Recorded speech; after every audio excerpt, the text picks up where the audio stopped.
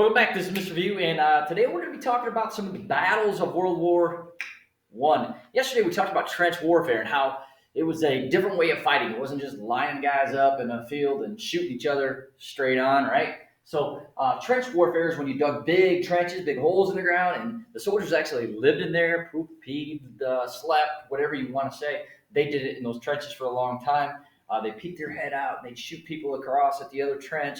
Eventually, they'd go over the top and they'd run at that other trench, and it was kind of a suicide mission because the other team or other side was using crossfire. They'd shoot this way instead of this way, and that would cause a lot of people to die.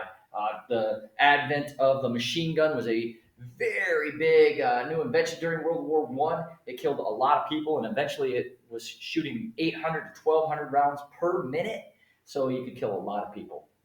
A lot of stuff with trench warfare was very nasty. Right, they lived in these trenches, so there was lice and rats and poop and pee and just kind of gross stuff. And if it rained, the rainwater had nowhere to go, so it just kind of sat there.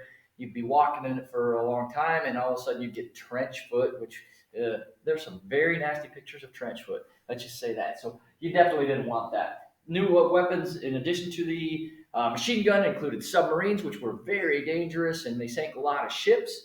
Poison gas, which you had to be careful of because if the wind changed direction, you might get it in your own side and all of a sudden you would die. That was eventually outlawed. Tanks, they were kind of useless. Flamethrowers, kind of useless, but really cool. And then the airplanes, they were also not as advantageous or very useful there either. They weren't especially valuable. They were dogfights and cool stuff, but it didn't really turn the tide of the war either way. It was mainly used for observation.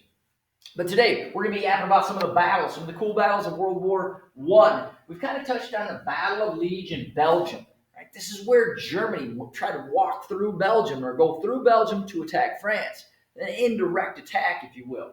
And that was fought in 1914. It only took 11 days for the Germans to smack the Belgians around. So Germany ended up winning this battle. It violated Belgium's neutrality, which ended up bringing England into the war. The Battle of the Marne was fought in France in 1914, so right at the start of the war, and Germany starts pummeling France, right? And they push through, and they're almost to Paris, which is the capital of France, right? And they get within 30 miles, and the French and now the English, who have joined because of Belgium, stop them. Right? They halt the German advance, and they both dig into trenches. So it's a long, very long, fought-out battle, and both sides dig in. The Battle of Tannenberg was actually in Germany, and those big, slow, dumb Russians attacked Germany, which surprised the Germans because, according to the Schlieffen Plan, the Russians were supposed to be slow to mobilize and to attack. That's why the Germans attacked France first. They were going to knock France out and then turn their attention to Russia, right? That didn't work. Russia mobilized quicker and started to attack the Germans. This was Tannenberg. Now, Russia's not very good at war. They weren't very equipped, and so they got their butts whooped. But this did open up another front for the Germans. So now the Germans could not fight that just one-sided war. They had to fight on both sides, and that meant troops over here and troops over here, which if you divide your troops, you're definitely not as strong. So that was a big deal, even though the Russians lost. It was a big deal for their side during World War One. Another battle was the Battle of Verdun, 1916 in Vive la France. Right? There was 1 million casualties combined in this. That means 1 million guys could no longer fight, right? A lot of dead guys. The longest battle of the war. Eek. The Battle of Somme River is pretty interesting. This was also in France, and a lot of these battles are going on at the same time. It wasn't just one time, this battle over here, and a little bit later, there's a battle over here. Nope, there's a lot of battles going on at the same time. The Battle of Somme River, really interesting. It was a 4-month battle, but the English attacked the Germans, right? And even though it's in France, the Germans lob missiles and bam, bam, bam, bam, bam, bam, bam. They're attacking all these trenches, right, with these weapons. And they figure, man, we've softened up the Germans. They're in trouble now. We'll just be able to walk over there and just clean up the dead guys. Problem. A lot of their artillery did not explode. It did not have the effect that the English thought. So when they decided to go over the top and go over to those trenches, the Germans popped up and bam! They started shooting the French and the English. A lot of English died in one day. 60,000 casualties in one day. That's a lot. That's all of Jackson died or was put out of the war in one day. It's the bloodiest single day in the history of English battles.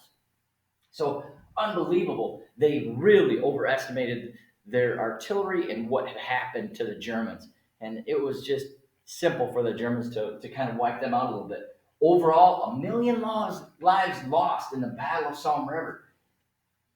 Eventually, there's a couple of miles gained, but nothing worth that many lives. Not worth 1 million lives. Anyway, so the Battle of Somme River. And as I said before, this trench warfare, pretty useless because you're gaining a couple miles. You're not even getting from here to East Jackson.